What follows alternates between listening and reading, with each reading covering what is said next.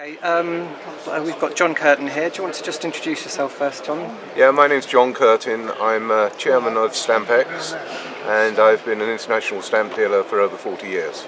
Okay, and when did you first become involved in stamp collecting and stamp dealing? In 1962, when I was in the army in Germany, and I met an old German stamp dealer and used to go around the German stamp shows at the weekends. I learned there was no international market, and in '66 I'd done so much business in stamps that I decided to go full-time into the business.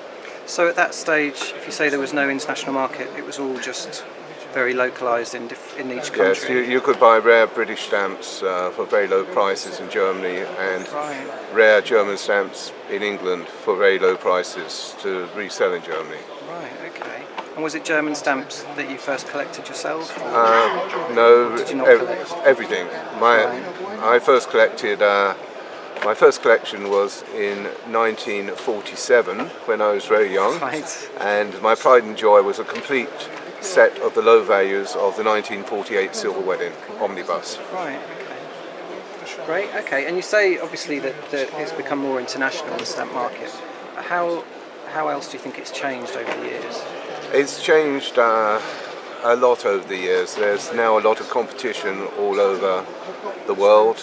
People have become more knowledgeable. The auctions are finding it harder to obtain material, so there are really more buyers than suppliers. Right. And as we need more material, the stamp trade, we have to travel all over the world to find it. Yeah, and that's something you do quite a lot then, a lot of travelling. I'm consistently traveling to different countries, yes. Yeah. So how does the market differ between different countries, say in Europe, in terms of events and? Well, the English market is very, very strong at the moment, particularly in British colonies.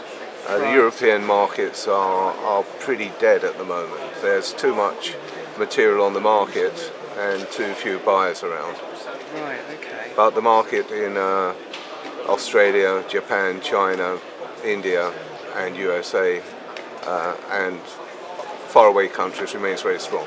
Yeah. And do you travel to those further countries as well? We've been to Australia 3 times, sometimes to America, and I spend quite a lot of time in Scandinavia.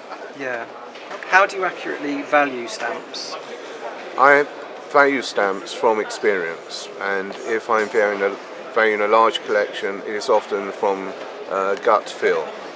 Okay. So I often know what a collection is worth when I've looked at 2 or 3 albums, and maybe there's 30 albums, and quite often I know what the lot's going to be worth approximately. Right, okay. And so what advice would you give to someone who has a collection they're thinking of selling or is inherited a collection? I think they should contact the stamp trade, maybe go to stamp shows to ask the advice of dealers who are at the shows.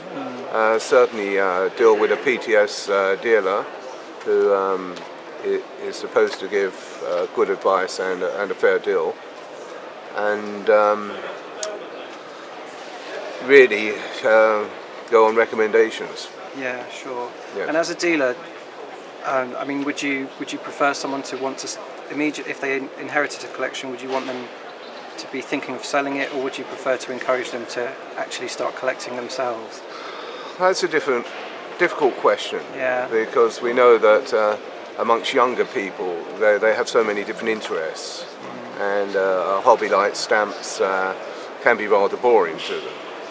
So it really depends whether they're interested in the hobby. If they are, then I'd encourage them to continue collecting. Yeah. Okay. This is a beautiful collection of Sit and Helvetius. It's quite specialised. It would form a very good basis of an international display at an exhibition. There's lots of proofs, colour trials, and large numbers of varieties of most of the issues. We're asking £5,000 for the collection. The catalogue will be very, very high indeed. Right. Okay. So as a collection, it would be cheaper to buy it that way rather than. It would be the far cheaper individual. to buy the stamps individually. Yeah. I would guess one would be paying out £20,000 or £30,000. Really. Yeah. Right, okay. And these was it the first issue of Switzerland? Yes, these are called the Sitting Helvetius. Yeah, They're not actually the first, but they're one of the first issues. yeah. Okay. And there's a lot of different varieties. There's lots within of here. different varieties and beautiful colour. And this page particularly, the quality is superb, the colour is fresh.